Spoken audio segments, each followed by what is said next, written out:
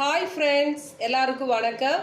குளத்தங்கர விவசாய YouTube channel மூலமாக உங்கள் எல்லாரையும் சந்திக்கிறதுல நான் ரொம்ப மகிழ்ச்சி அடைகிறேன்.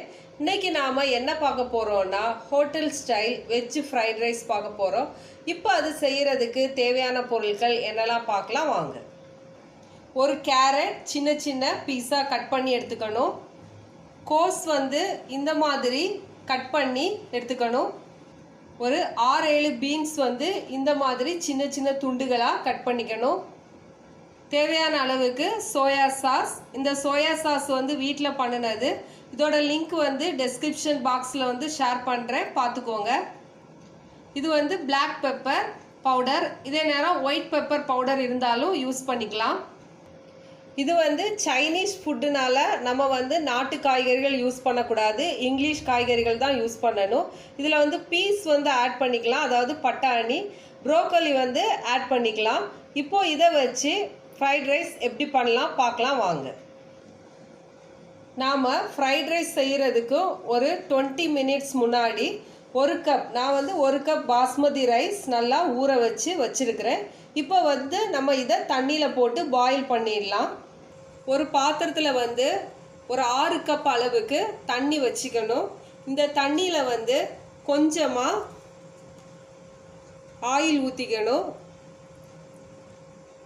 கொஞ்சமாக சால்ட் ஆட் பண்ணிக்கணும். இது எதுக்கு போடுறோன்னா, அப்போ தான் ரைஸ் ஒன்றோடு ஒட்டாமல் நல்லா உடையாமல் சூப்பராக வரும். இப்போ இந்த தண்ணி கொதிக்கட்டும். இப்போது தண்ணி நல்லா கொதிச்சிருச்சு. இப்போ நம்ம ஊற வச்சுருக்க அரிசியை போட்டுடலாம். இந்த அரிசி போட்டு கரெக்டாக 4 மினிட்ஸ் பாயில் பண்ணால் போதும். ஃப்ரைட் ரைஸ்க்கு அரிசி ரொம்ப வேகக்கூடாது, கரெக்டாக 4 மினிட்ஸ் பாயில் பண்ணால் போதும்.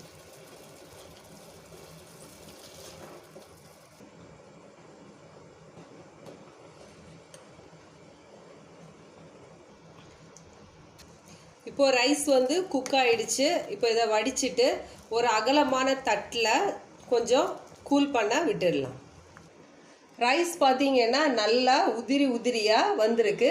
இப்போ கொஞ்ச நேரம் இதை ஆற விட்டுட்டு நம்ம ஃப்ரைட் ரைஸ் பண்ணலாம். ஒரு நான்ஸ்டிக் கடாய் ஒன்று வச்சுக்கோங்க. நான்ஸ்டிக் கடாய் இல்லைன்னா அயன் கடாய் கூட யூஸ் பண்ணலாம். ஏன்னா அப்போ தான் ரைஸ் ஒட்டாமல் நல்லா சூப்பராக வரும்.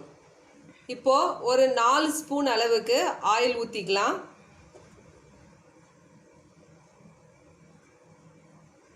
ஆயில் சூடானதும் நம்ம கட் பண்ணி வச்சிருக்கிற காய்கறிகளை ஒன்று ஒன்றா ஆட் பண்ணிடலாம்.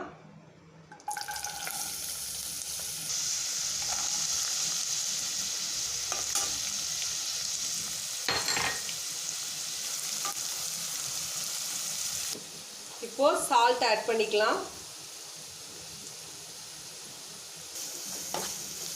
காய்கறி நல்லா வேகக்கூடாது.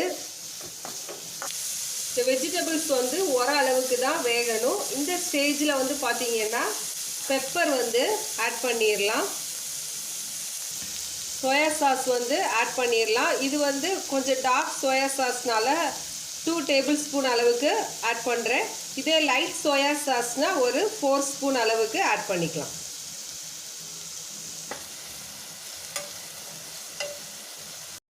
இப்போ நாம் ரைஸ் ஆட் பண்ணிடலாம். ரைஸ் ஆட் பண்ண பிறகு ஹை ஃப்ளேமில் தான் ஸ்டவ்வை வச்சுக்கணும்.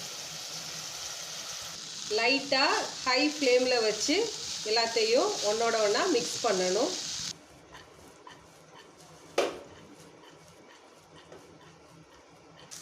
ஹை ஃப்ளேமில் வச்சு கரண்டியை வச்சு நம்ம கிளறாமல் இந்த மாதிரி நல்லா பண்ணிக்கணும்.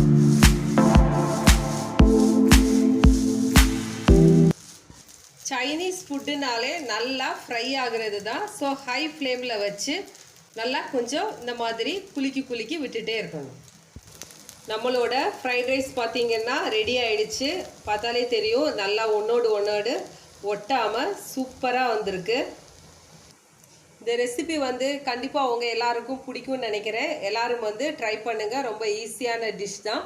இதை நாம் வீட்டில் பண்ணி சாப்பிடும்போது ரொம்ப டேஸ்டியாகவும் இருக்கும், அதே நேரம் ரொம்ப ஹைஜீனிக்காகவும் இருக்கும்.